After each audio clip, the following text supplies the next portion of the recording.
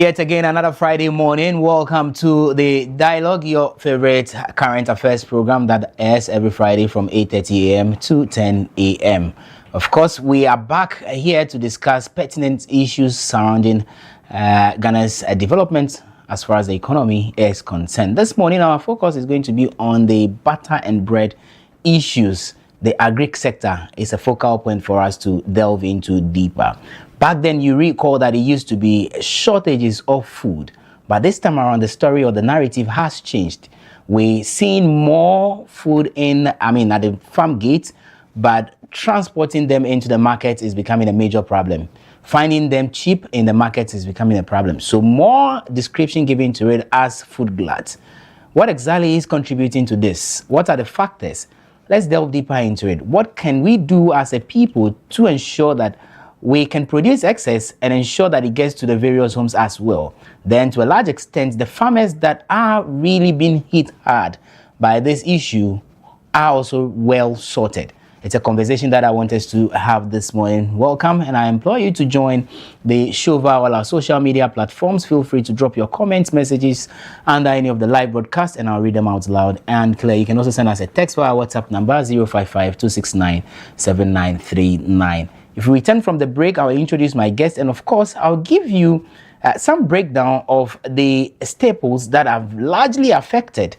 I'll also give you a breakdown of the amount we need as a state to curtail these challenges the farmers are encountering as far as the food glut is concerned. But the way forward, and we got to speak to the people who are directly involved, the farmers, because they are the main people who are being hit by this issue. And to the other side of it, does it reflect when you step into the market? Because of course, ordinarily you would ask, if we have excess food, when you go to the market, it should be affordable, it should be cheap. Is that what we are seeing? Stay with me. After the break, I'll introduce my guest, and then we can set the ball rolling. This is the Dialogue.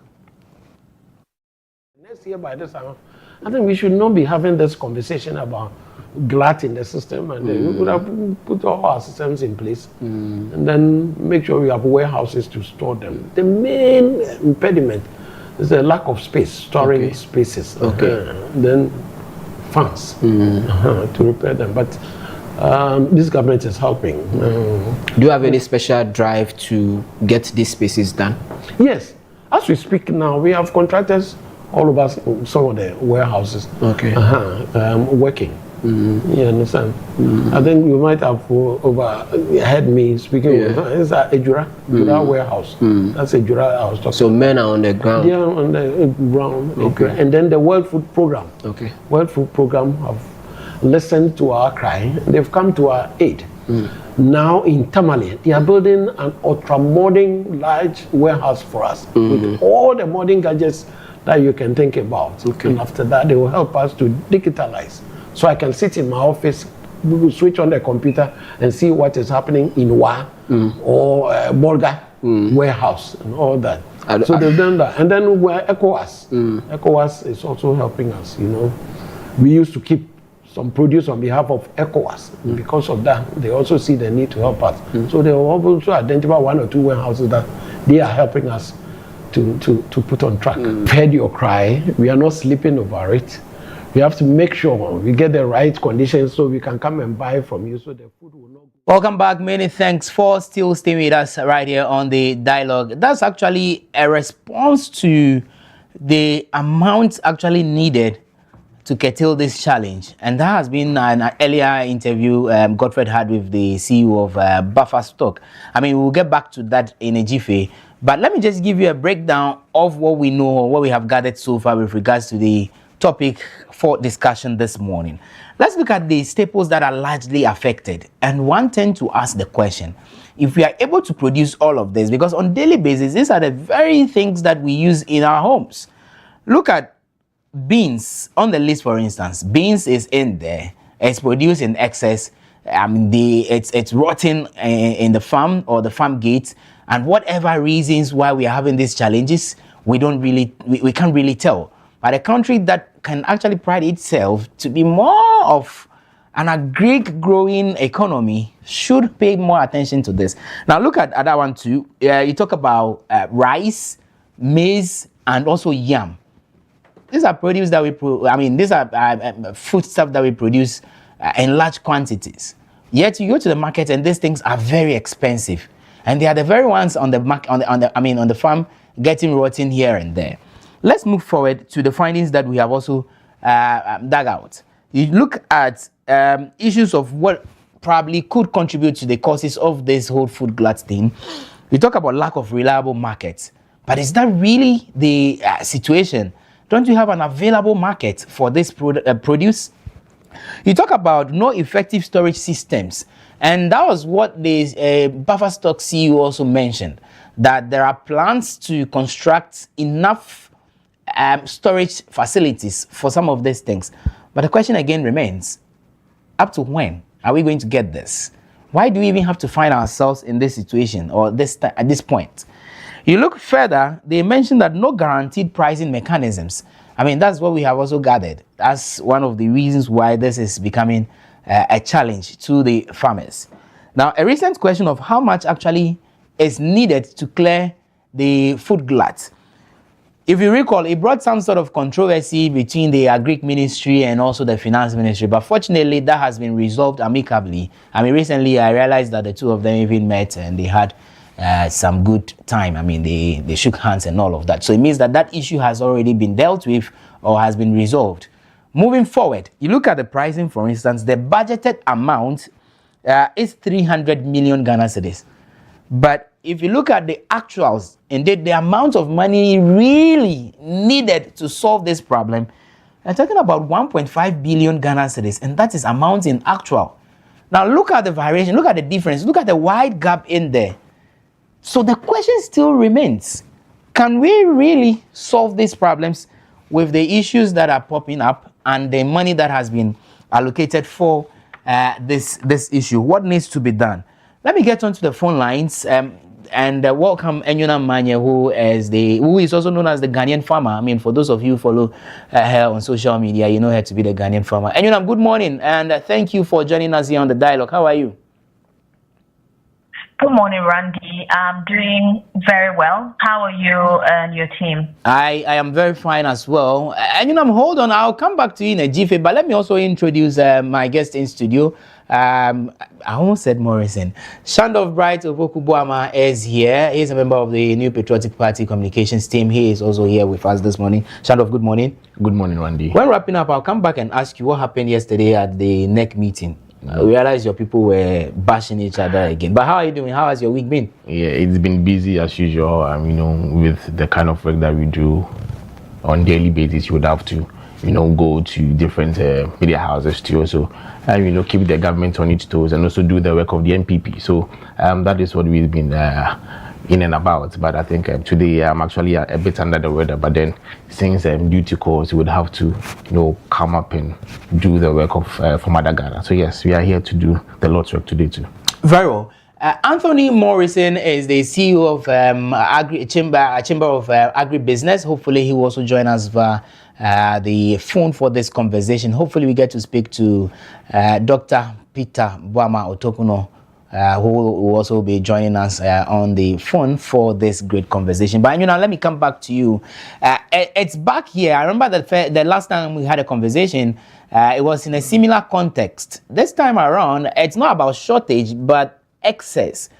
Why are we here? Why are we unable to move the food stuff from the farm gate to the market? Why the glut? Thank you very much, Randy.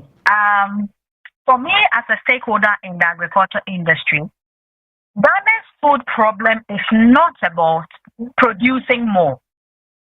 Let's all have this clear in our mind that Ghana's food problem is not about producing more. Farmers produce, but we lose too much after harvest because of a few key things you mentioned yourself in course of your presentation: bad road, weak storage, lack of processing, poor market access, and poor planning. So you have tomatoes rotting in one region while prices are so high in Greater Accra. That is the real post-harvest loss or crisis we have in Accra. For me as a farmer and also an advocate, The solution is very simple, Randy. It is market first, farm second. Before farmers produce, we must know who is buying, why or where the market is, what quantity they need, and how the food will be stored, transported, and processed. For example, I engaged a commodity trader recently, and this is what she told me. She told me, listen, Enyunam, I know we produce onions in Ghana. I know we produce garlic in Ghana. And I also know that we produce carrots in Ghana. But you see, the consumer's preference is slightly different from what we have in the system. Hence, she is forced to buy from countries like Egypt and Holland to sell in her shop. So the question now bounces back to the Ministry of Food and Agriculture. Why are we not getting or engaging people like these commodity traders to tell us the variety consumers want when they walk into the shops, so we can get this seed variety for farmers to grow, so that the consumers in Ghana would have a taste for locally produced things from their fields and not be relying heavily on imported ones? Have we not got to the point where the Ghanaian consumer would appreciate and buy what is produced in Ghana? Because one of the reasons she gave is that the carrots that is produced in, let's say, Adan East or Adan West district, the carrots are grown all right, but they are very small and tiny. And for the consumer, when they walk into the shop, the one they want is the bigger one, and the sizes and the color looks very, very appealing to the eye of the consumer. So why are we not getting this seed variety for our farmers to actually produce? The ginger or the garlic that we use in our kitchen, the one from the northern belt, these garlics are very small and tiny. It takes a lot of time for a woman to peel this garlic and use it in their cooking. And we want fast cooking. You want to go into the kitchen, not spend too long, and you are out and your food is ready. So when the buyers walk into the shop, they rather prefer the garlic that are much more bigger, and peeling it is faster. So what is stopping the ministry from probing and getting these seeds for our farmers to grow, so that we are able to consume or buy the things that our farmers are growing? I saw the money that is needed to clear the clouds in the system versus the money that was released to buffer stock. Recently, I heard that buffer stock has opened the portal for people to apply and become their suppliers, or they'll buy from the people. But the question is, Randy, how was that done? Was the information that public enough for the rural farmer in my village, Tefle, to know that this is the rules or this is the requirement to become a supplier to buffer stock? We didn't know. It's just a few of us in the industry who heard and saw that, oh, the portal or the buffer stock opened opportunity for farmers or commodity traders or aggregators who want to supply to them. They've already closed the portal. I mean, how is that done? If we really want to solve the glut in the system, why don't we make things a bit more open, so that those who are the main producers can hear about this? Because remember, farmers are also complaining about middlemen. Now, one of the reasons why there is glut is that the middleman buys at a cheaper rate from the farm gates and come to sell at high cost to the consumer. So if I cannot buy, there will be food in the system, but I won't be able to afford it. And I think you well enumerated, but hold on a second. I'll come back to you for probably the other issues of whether or not it comes back to issues of policy. How well are we driving a proper policy to ensure that? And I like that narrative where you speak about the fact that why do we even have to import some of this produce from outside the shores of the country when we can even produce? But hold on, I'll come back to that. But Shandoff, you listen to that, and that is where I want you to take it from. Now, the critics argue that should there be that policy where, for instance, the staples that I enumerated on the screen, yam, rice, beans, maize, and all of that, we produce them heavily here in the country. Can we lay an embargo on the import of such, foodstuff? Then we now concentrate fully on the Ghanaian farmer. Thank you very much, Randy. A good morning to your viewers, and also good morning to our flag bearer, Dr. Mahmoud Baumia. Randy, I think what is happening with regards to the agricultural sector, for me, it's nothing surprising. I think it's just a reflection of the kind of leadership this country voted for, the clueless NDC government, and some of these things that are happening in that sector. For me, like I said earlier, it's no surprise. You know, first of all, when you actually look at the agricultural sector, let me concentrate on the NDC manifesto on the agricultural sector. There are so many things that they touted that they were going to do if they were given the chance to lead this country. Among some of the things, they mentioned that they were going to build 261 service centers all over the country to help with agriculture in this country. You can call the minister or even the deputy minister, like Honorable John Dumela. I think yesterday or so they were at Mibri launching whatever initiative, and I look back and I want to, like I see people who are trying to tickle themselves and laugh, people who are trying to look for, the moon in the pond. They have nothing to show for it, no proper, road, roadmap to help us solve this agricultural issue. Today we have cocoa farmers. Randy, let me just elaborate a bit before I zoom into the commodities that you mentioned. Today we have cocoa farmers all over this country, and they are being owed, their monies from last year October, and they've not been paid. Today people are trying to give their farmlands to Galamsey because the Galamsey has become more lucrative than agriculture. A country where you have the agriculture to be the backbone, of the economy. But when you look at the deliverables as opposed to what the NDC government promised, then like in opposition, and now that they're in government, it's at variance.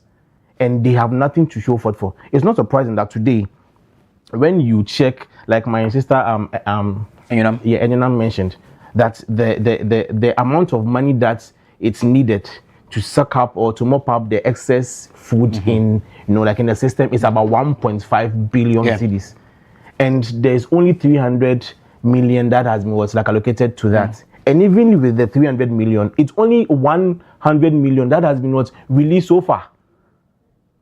And I am not surprised again, because you see, when you take a critical look at last year, the 2025 budgets that they read, only 16.9 allocation of the budgetary allocation as of September 2025 had been spent.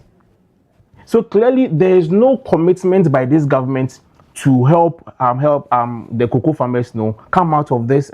Not even the cocoa farmers alone, but the agricultural sector itself and the farmers at large come out of these woods. They have no clear-cut road to help us curb some of these things. And you see, during our time, about 720 million cedis was allocated to the buffer stock to help buy some of these produce from the market. That is the government who is committed to helping or making sure that the farmers across these regions are doing well. And these commodities that you mentioned, the maize, the beans, and what have you, the rice and all of that, unbeknownst to the NG, sometimes they feel like this is mere propaganda and all of that. These produce are grown more in the NEC strongholds.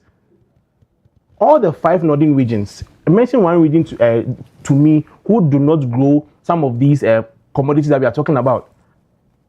They grow beans, they grow maize, they grow rice and everything. But these are the very people who are wallowing in abject poverty. And all that they engage in is into what? In this theatrics. So for me, Randy, policy-wise, the NDC has not shown that kind of commitment, or this government has not shown that commitment, enough to help, the farmers come out of this. All that they've started themselves over the period is what sloganeering. And like I mentioned in their manifesto, they mentioned Go Ghana, Feed Ghana, and what have you. Today they are more focused in building markets. And I ask myself, under the 24 hours economy that you guys promised this country, what is the essence of building markets when the very produce that these farmers go through hardship to farm are unable to leave the farmlands? what is the essence of that 24 hours market? When these farmers are wallowing in abject poverty, they are unable to even clear the very ones that they have done. I think somewhere last year, last month, I was listening to the MP for Lakatebu, Lakonabo Sanja Nanja. And clearly, he actually did the video, at the market, trying to you see the loads of yam and rice that have been packed, and they have no buyers.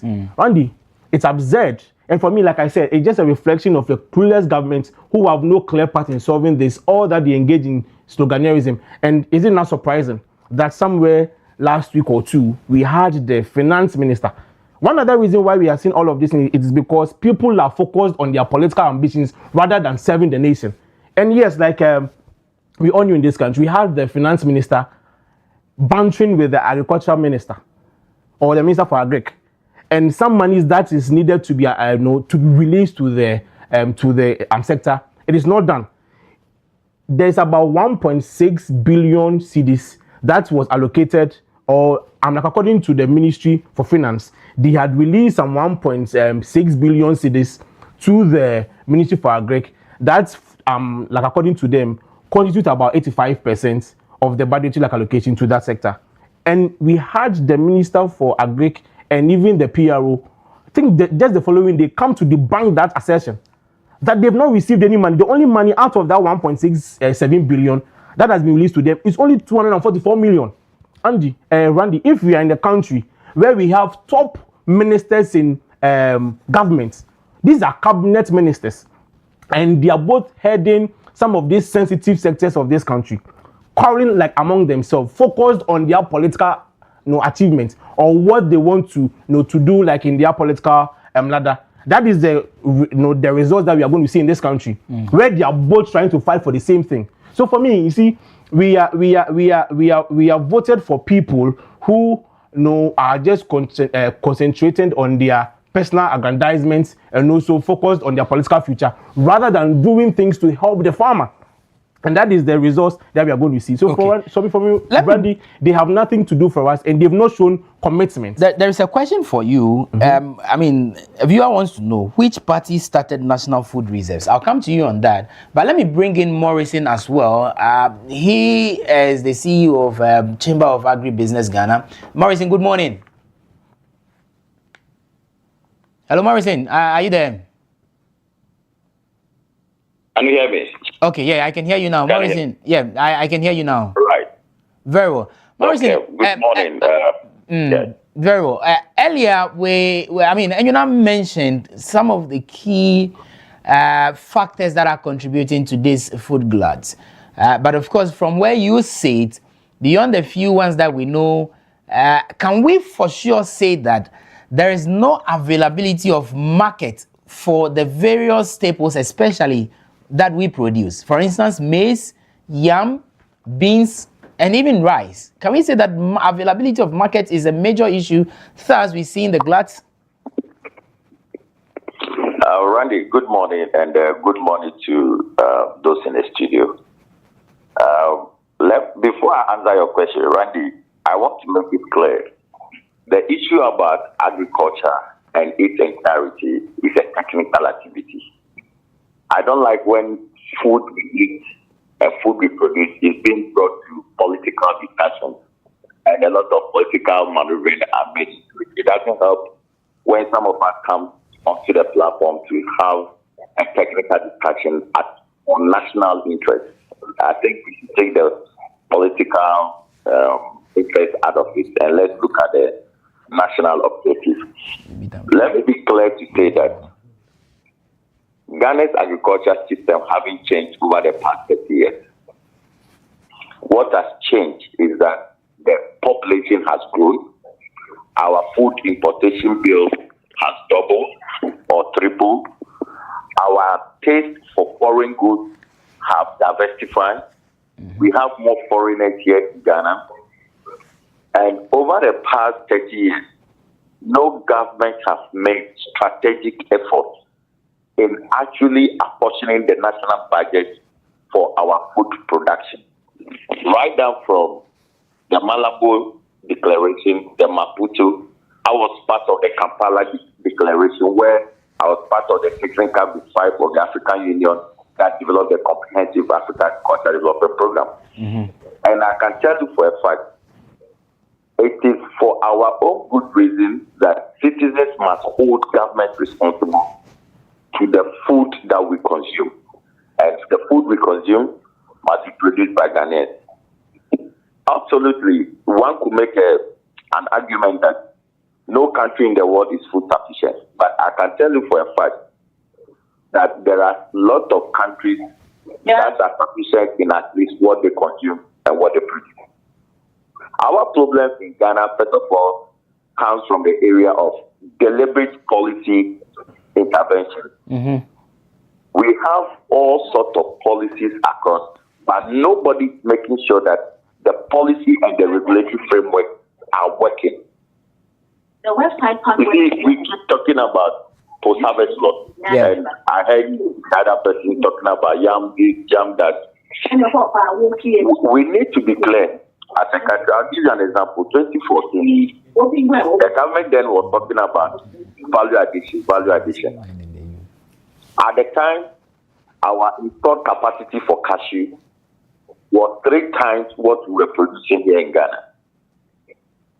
We increased the capacity by 4-fold. We were getting a lot of cashew from where? Ivory Coast. Then when Ivory Coast realized that Ghana had the position of adding more value, they blocked the transportation of cashew by road. And this is where I say it's ingenious, because Trade Ministry must learn where to apply the regulatory framework. What Ivory Coast did was to apply their regulatory framework on trade. And what we did, what happened to the sector was that we lost all processing companies from Ghana to Ivory Coast. And that was the collapse of the cashew industry in Ghana. I'm using this as an example to tell you that if our regulatory framework are strong, for instance, Burkina Faso banned exports of tomatoes to Ghana, livestock to Ghana. Why do we go to beg them? Don't we have our own regulatory framework to say, okay, you have banned it, we have also accepted rules, we have banned further importation.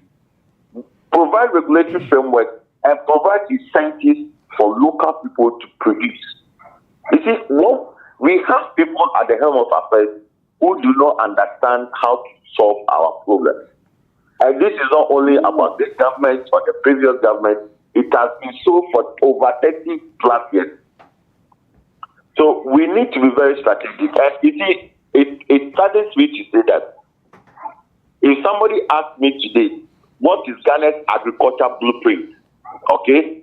What is our national long-term agriculture development strategy? I can't tell because we don't have it. Agriculture is not a short-term industry. It is a long-term sector. That is why we call patient capital for agri-financing. By the time you go to clear the land, assuming you want to do 5,000 acres, it will take you 2 years to clear 5,000 acres. So, but which loan will give you a facility? You take 2 years to clear a land, and take additional 12 months to plant, and wait for 4 years to start harvesting to pay. So we must be clear. And you see, there is another thing that is changing the narrative.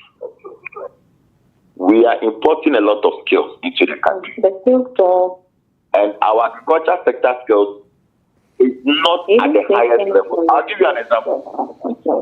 When you go to the likes of Brazil, okay, China, Netherlands, India, when they say they are doing demonstration farm, or at the university level, the research level, where they are supposed to do a research farm, those places, they do 400 hectares, 100 hectares at least.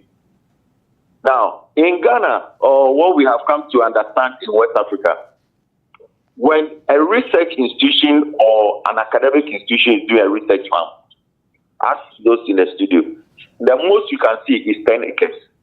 The point is that agriculture is no longer a subsistence area. It is a business.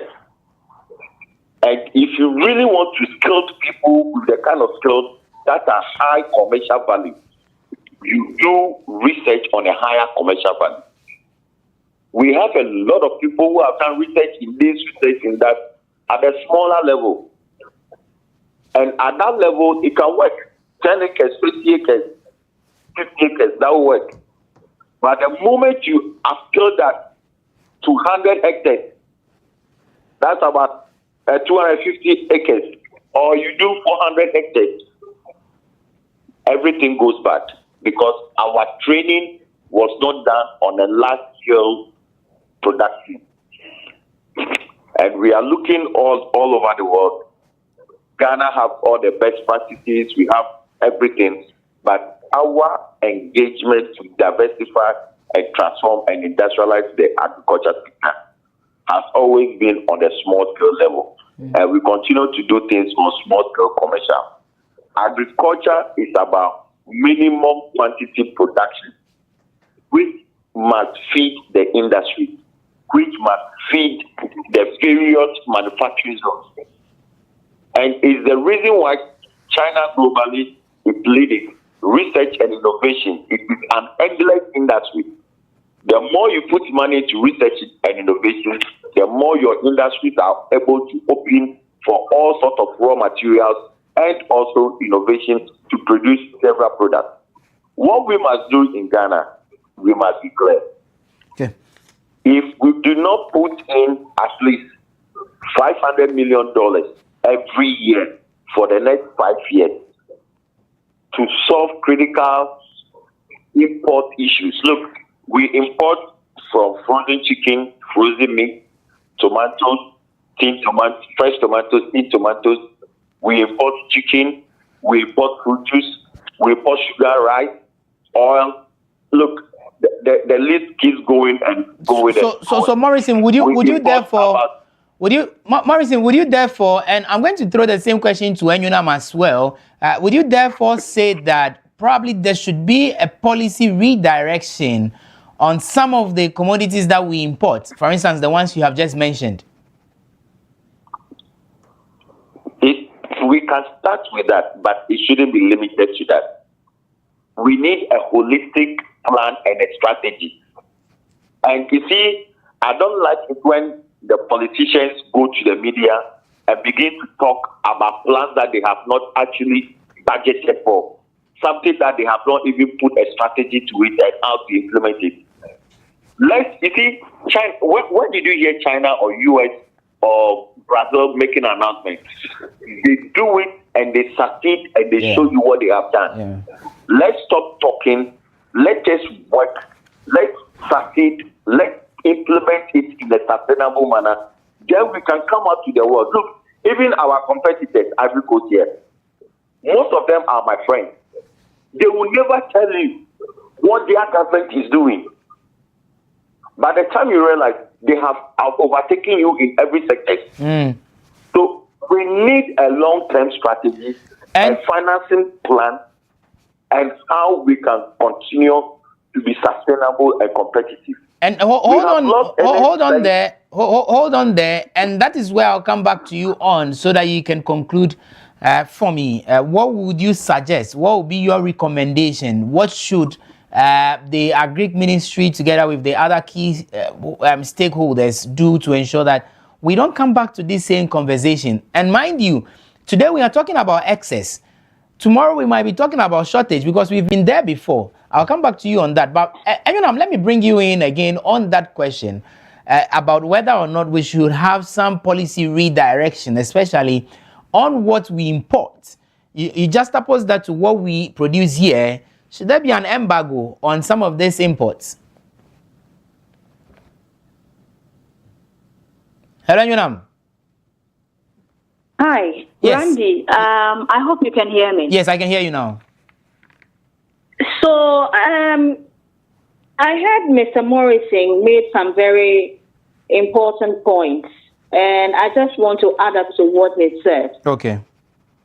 Just yesterday, I got a call from an industry person who said, Enyonam, have you realized that the Greek ministry has unveiled a lot of committees a lot of launching, but on grounds, we are not seeing these things. One was the farmer service centers. Which one is ready yet? Secondly, the buffer stock CEO, I think if it's the one you spoke to, you mentioned that they want to build more warehouses also. What happened to the previous warehouses we have? Some have been abandoned in the bush. They have not been renovated. So why they need to build more? I think that we keep wasting money on things that are not adding value to the industry. Look, Randy, when you have your grains stored in your home, it is not stored in the appropriate condition or temperature. There is moisture that would come into these grains, and if you don't have the temperature or the meter, the moisture meter to check if your grains are still in a good condition, it will develop mold and then it will spoil.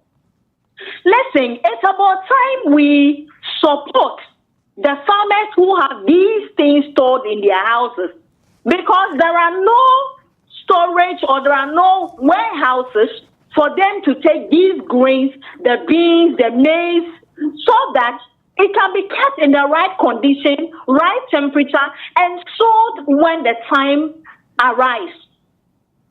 My brother, we can do more. It is not about introducing or implementing more policies. And you know, for a little bit of implementing them, that is the question. I think for a little bit of clarity as well, it is just worth noting that the CEO of the buffer stock also added that, of course, they're actually doing renovations of some of these warehouses that have already been in existence. So, that just to clarify that part of it. So how soon are they going to renovate them? Yeah. Randy, how soon are they going to renovate these warehouses? Because if you and I go to some of the rural areas, I just go back from the farms yesterday, and a lot of these farmers, some people have their kitchen, just some small place in their kitchen, keeping their beans, some are keeping their rice, some are keeping their maize. But that is not the right place to keep these grains. There's supposed to be a conducive environment for these grains to be kept. As it is kept there is a meter that is able to measure the amount of moisture in these grains. At a point, even if you have the meter or you have the tool that you can measure if there is water in the grains or not, these tools, the farmers don't have them. So at the end of the day, if a farmer spends so much to produce, but do not have the necessary tool to check occasionally if my grains are still intact to be sold at the appropriate time, then there is a question mark. Yesterday, at an event, the Upper West, or I think Upper East Regional Minister was a speaker at the event, and he was mentioning that 100 kg of maize is being sold for 260 or 280 cedis. Is that what our farmers are due? They have spent so much to cultivate an acre of farmland. And because of bumper season, look at the price at which they are selling. How will you encourage young people to venture into agriculture? How would young people buy into the idea that I can have a comfortable living in agriculture? Because at the end of the day, after your sweat and your toil, you end up with bumper season and you are unable to sell at an appreciable price to make what you have invested and even make something extra as profits. So it is not about policy. I am not so much focused on new policy and new implementation. These policies, some of them are there. Like Farmer Morrison said, some of them are there. The commitment, the willpower for these stakeholders or these leaders to ensure to the latter that they are implemented is what we are asking for. I see them visiting different countries. You go to Turkey, you go to different countries, you go and meet, you do farm tours. What are you learning? You visited China recently. What have you learned? How are you implementing? How are you improving your sector? We cannot be here and we cannot help our farmers live better. Recently on an interview, I saw the minister, someone questioning about, can you put a partial ban on rice importation? And his response is that I cannot put a partial ban when I don't have data showing Ghanaians can produce enough to feed us. Do we have to get to that point? Is that the right thing to be said? We don't have enough food in the system. Why then are farmers complaining their rice are stuck in their warehouse and they are not getting by it? Where is the commitment? If Nigeria can ban rice importation and they are asking the citizens to eat what they grow, why can't we do it? We are always complaining about frozen food.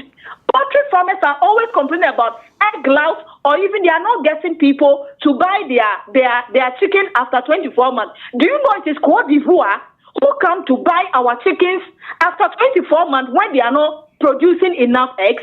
I met a farmer and he told me, no, if not for Côte d'Ivoire who bring their trucks to buy my chickens after 24 months, I don't know what I'll do with them.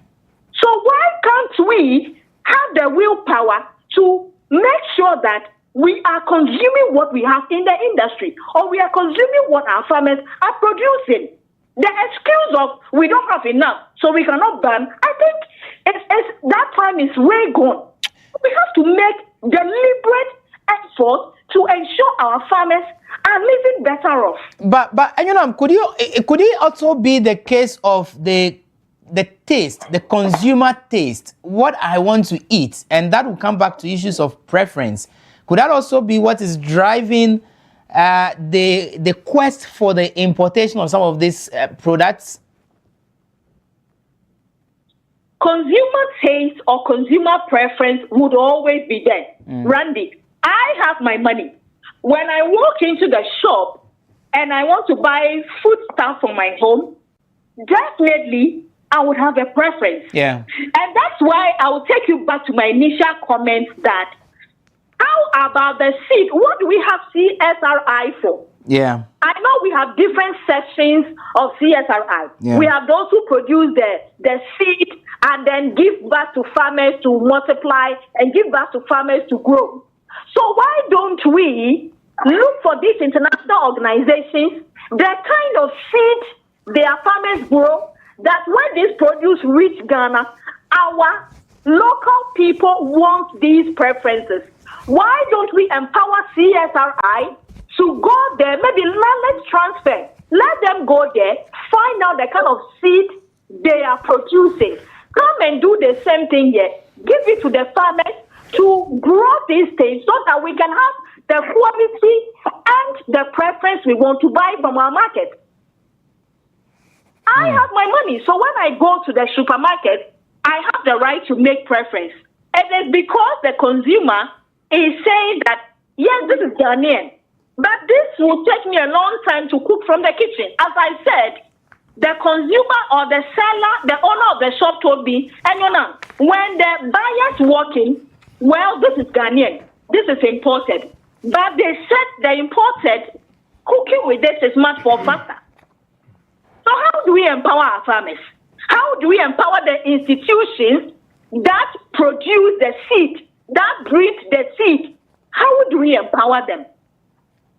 Okay, very well. And thank you. I'll come back for your concluding remarks on the topic. But in studio, and all of you keep talking about policies and what the key stakeholders, the key stakeholders here, you can talk about the farmers, you can talk about the ministries that are involved as well, what they ought to do.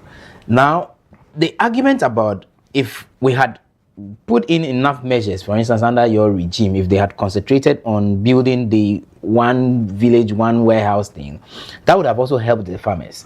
That would have ameliorated some of the challenges they face. So policy driven, we might say that almost every other government has failed. Randy, sure. You see, It is emphatic to know that just before I answer your question, I think my brother Morrison, the initial comment that he was making that he does not want some of these things to be reduced to political. You know, you cannot take politics out of some of these things because it's politicians who sit at the helm of affairs to make sure that decisions are taken, like policies that we are all talking about. They are the ones who draft them. So you cannot take politicians out of it. You see, in his concluding remarks, he went back to talk about the minister and everything. You should direct your energy. Help me direct our energy towards the Minister of Finance and also the Minister of Agric for failing to help farmers in this regard. You see, you talked about what we did during our time. Yes, we built or we started building these warehouses. That is one district, one warehouse. In fact, at the time that we were exiting office, about 7 of them were completed. Okay. The rest were at various stages of completion. And as we all know, government is a continuum. One would expect that once the NDC took over power, they would be able to continue with the completion of the other warehouses. But today, what do we have? Didn't you hear anyone talking about the fact that the buffer stock FC was talking about they building new warehouses? It tells you about the government's inability to understand. So clarification has been made to that. So it's actually renovations. So a portion of the 100 million that has already been allocated to them is being used for the renovation works. No, so the 100 million was not supposed to be. No. What I'm saying is that so it is the bottom line is renovations, not the construction or building of new warehouses. No problem. But then you see, there were some that are that's where I'm like already in constructing, like that were at various levels of completion. Yeah. So they should have continued with the work and make sure that it's completed for them. We I think about almost 97 or so are still left at the various stages of completion, and that is what the government should focus on. One day we have a government that came to meet hospitals that are almost done. Recently we in this country that the Afari issue came up. As of 2025 October, we had the late defense minister, Dr. Amlakomane Boama, had gone to Menchia to tell Menchia that they have been able to meet with the contractor and have been able to assess the situation, and that by end of September 2025, that place was going to be operational because the amount of work done is just 2%. I have the video here. Yeah, but what I'm saying is that's a different conversation. No, Randy, I would know. So you just but let's stick to the main. Randy, no. So you see, there's a connection. Because we are talking about they completing the already existing structures. Okay. But it's the government who does not believe in that. They would rather want to start a new project that is a 24-hour market that would give no benefit to this country. See, during our time, Randy, there again, under the 1D1F, we partnered with the private sector to construct some kind of factories or like industry, like to help some of these problems or to reduce some of these impact that we are seeing now.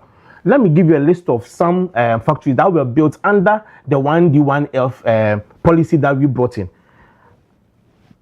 There's a company called Upper Farms Limited. It's into rearing and processing of poultry, into meat and related products at Kwewu Eastern region. Okay. Under the 1D1F, we were able to put that thing up. We have Agro Farms Limited, processing of poultry products with Jaga South, Accra. It was going to take about 3,000 direct workers. It's also like established already. We have Nourisher Processing Limited, fruit juice processing, Accra Metropolitan Assembly. That is like in Accra, about 70 direct workers. When this government took over, they cancelled the 1D1F policy. We need to remind Ghanaians of the kind of government we have and the fact that all the good things that we started to help our farmers come out of this no problem. These governments have not been able to come up with any, but the already existing policies that were going to help solve or curtail some of this problem, they've cancelled it. Like I said, it is just a total this government not having a proper understanding or appreciation of the issues at hand. So there is no way we can do away with politicians in this matter, but then we need to make sure that moving forward, we find proper solutions, that we should go past the rhetorics or the sloganerism. Randy, I have with me the NDC manifesto, and chapter 2 of the manifesto. Land on that for me. Exactly. It's where they touted what we were going to do under agriculture. And just for a few minutes, they said Feed Ghana program, increasing agriculture production for food security. Chapter 3.2, feed industry program, agro processing program for economic expansion and jobs, developing the agricultural market and value chain. All of these are just slogans and they have nothing to show.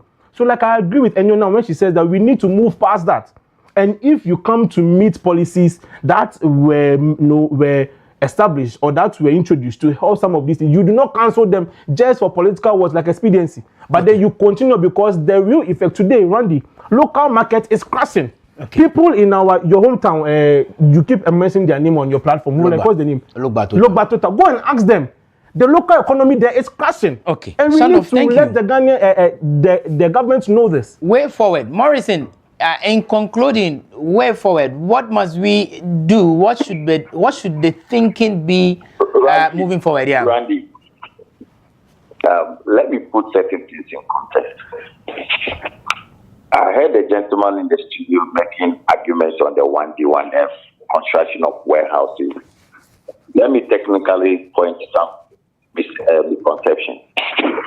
The 1D, 1F wasn't properly structured.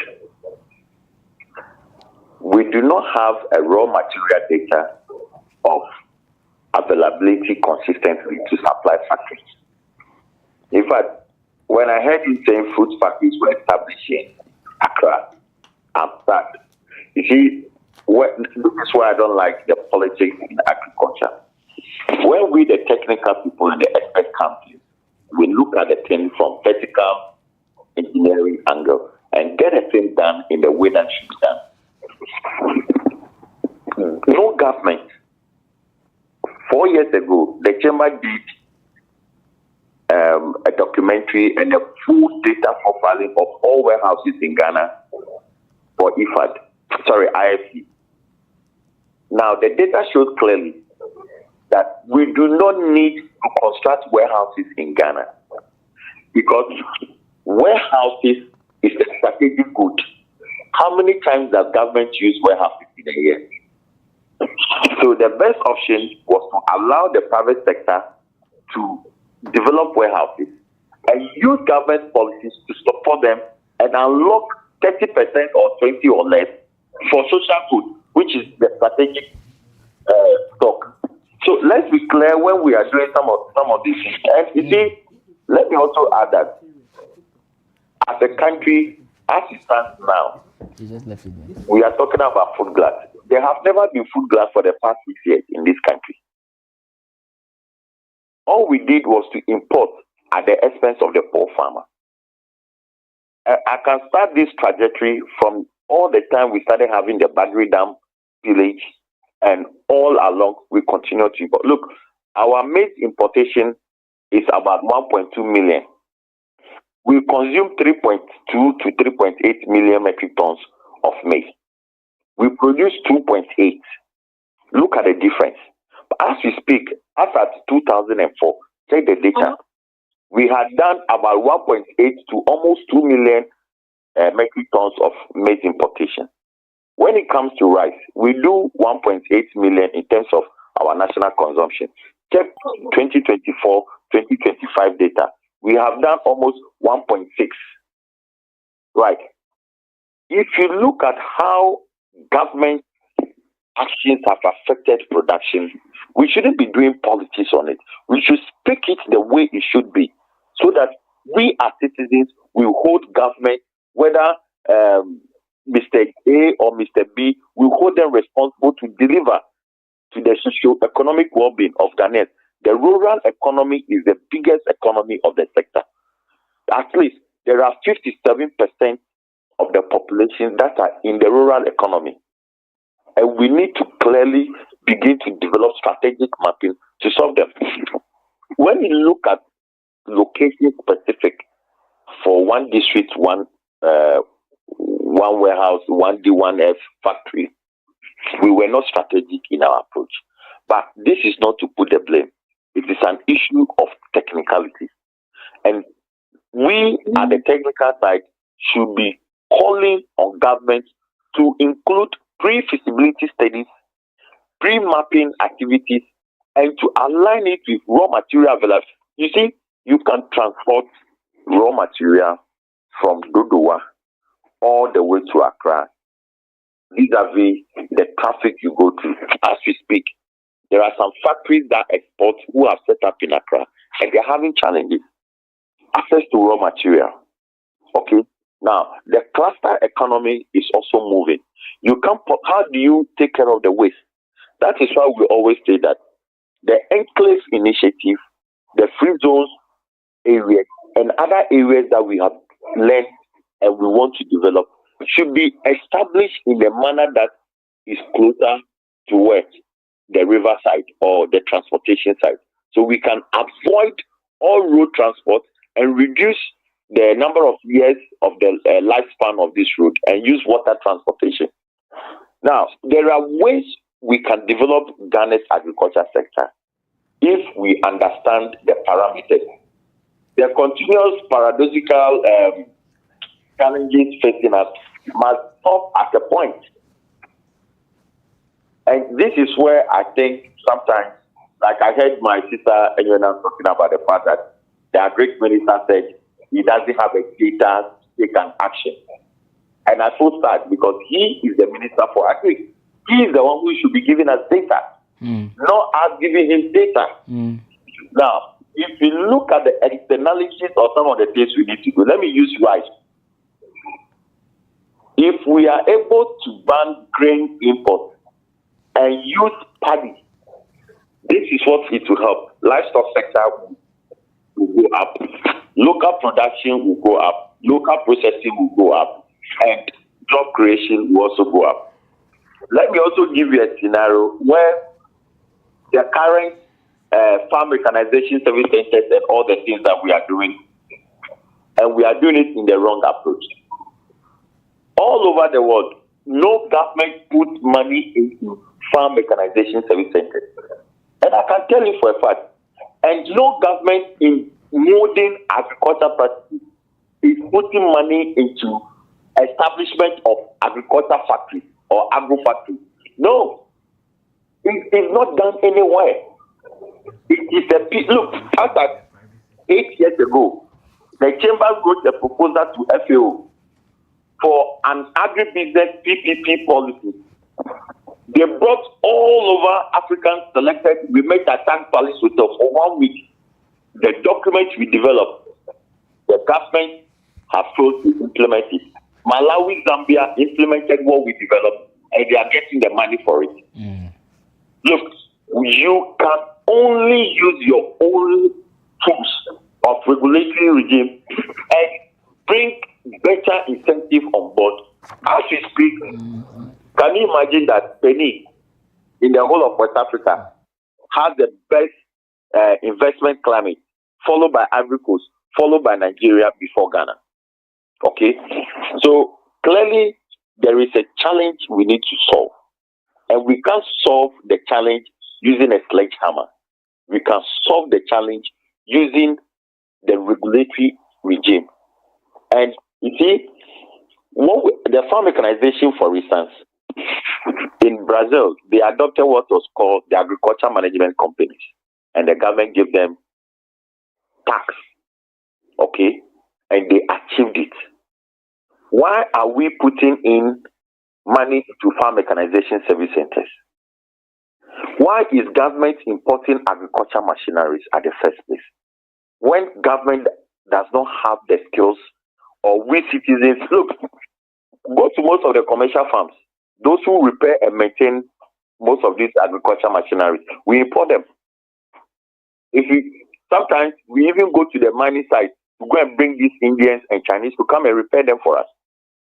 You go to the construction site to go and bring them, and it comes at a higher cost because of the industry they are coming from. What we need to be clear as a country is that no one can solve our problem. We need to diversify the economy using different systematic approach that solves our challenges internally. And I don't know why we keep focusing on export to Europe, export to America, export to China, when the West Africa sub-region have over 150 million population. Ghana imports 600 million cedis worth of livestock, livestock alone from Mali, Niger, Burkina Faso.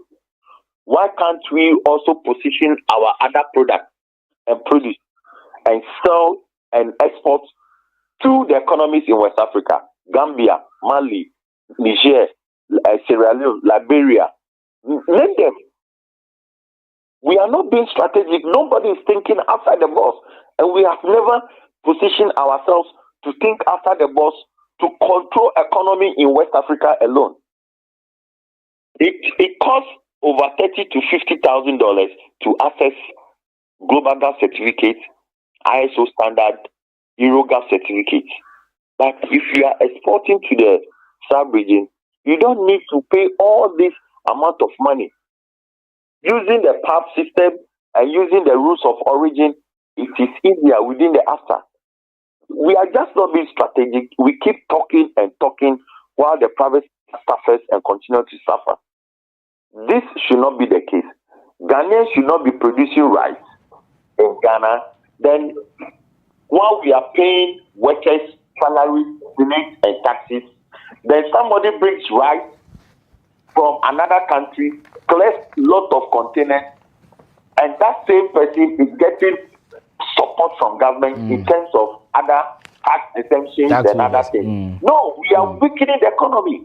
Okay. Vero, Morrison, thank you. That point is well noted. Morrison, we appreciate your time this morning as well. Let's wrap up with Enyunam as well. Enyunam, maybe your final take on this, the way forward. Thank you very much, Randy. The way forward from our angle as stakeholders, advocates, young farmers who are looking for an improved and a better industry or sector to attract more young people into the space is that we want our stakeholders from the government side, because everything bounces back to them. They have the means, from policy to the funding to ensuring everything works perfectly in the industry. The bigger onus lies on them.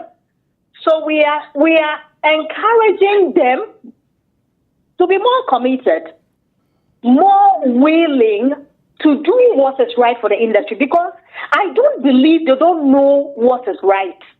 Like Morrison said, why should we be buying tractors from China, from Turkey? Because in the early days of Honorable Eriko Poku, I saw him going to Turkey and announcing some mechanization industry or companies are coming to Ghana to assemble tractors and things. Recently, I saw Honorable John Dumelo in China as well. Please, what happened to the engineering center we had some time ago during Honorable Akoto's time? When Honorable Eriko Poku came, we saw these tractors abandoned in the sun, beaten by the rain and everything. Okay? So it's not about buying more. It's about fixing the already existing problem. That is what we are looking at, commitment. The willingness for them to ensure the industry is much more better and attracting to the young people, because the average age of a Ghanaian farmer is so old. And if we, the young people, will take over, we need to see commitment on their part to ensuring that they are rewriting the rules of the industry. That will be more appealing and attractive to us. Then we will not be willing to run away from Ghana and go and live our life elsewhere. Look at what is happening to our people in South Africa. If the industry is well, would they be going there? So a bumper harvest is not a food security issue. If it ends up rotting, food security means that the food reaches people, farmers make money, and consumers can afford it. Vero. Enyunam, thank you. Thank you so much for speaking to us this morning. Enyunam is a farmer, popularly referred to as the Ghanaian farmer. You can check her out on social media as well. Earlier, Anthony Morrison, who is the CEO of Chamber of Agribusiness Ghana, also jumped onto this conversation. In studio is Shandolf Opoku Boama. But of course, you look at the data as well, and it is quite biting to know that we lose close to $1.9 billion every year to post-harvest losses. Shandolf, let's go. Very unfortunate anyway. Randy, I think we've made the points, and we wouldn't want to belabor them. I was just showing you in studio when Menjuna and the others were speaking. Some of these factories under 1D1F that the MPP, partnered with the private sector and were built. I showed you that of Chichere processing factory, that of for tomato.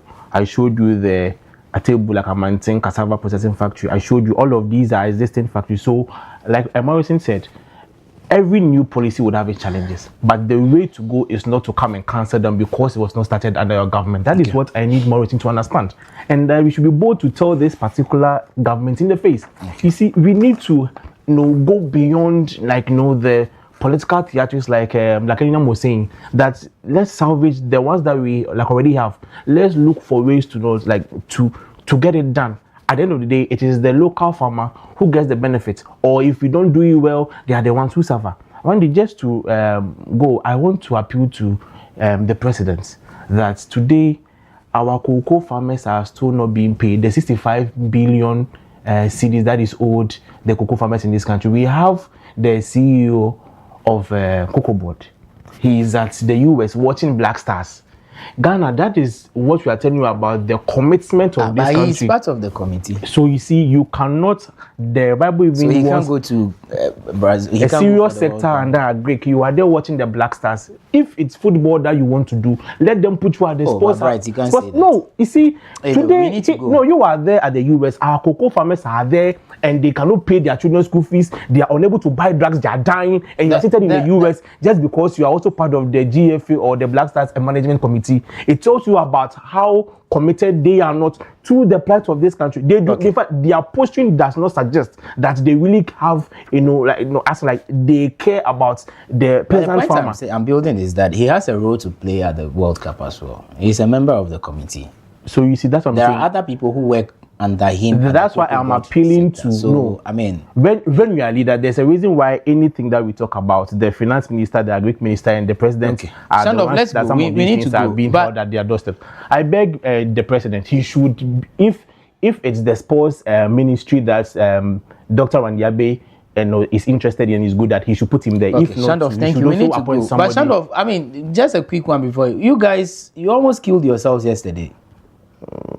Which one are you referring to? The video, Zala, do you have the video at the next meeting? And at least, or you don't want to talk about it? Oh, no, which one? Why you guys decided to fight among yourselves? No, you see, I think one thing. But is it true? No, so you see, what is out there is that there are some young persons, in the party who have petitioned NEC to look at some of the recent issues that happened between the Honorable Kenya upon some of his remarks. And I think NEC too has done the needful. They've also forwarded the complaints to the disciplinary committee. Those guys who came to the center yesterday, these are not party people, because when you actually look at them, if you watch the video, look at the way they were speaking, the attitude, these are people who are not party people.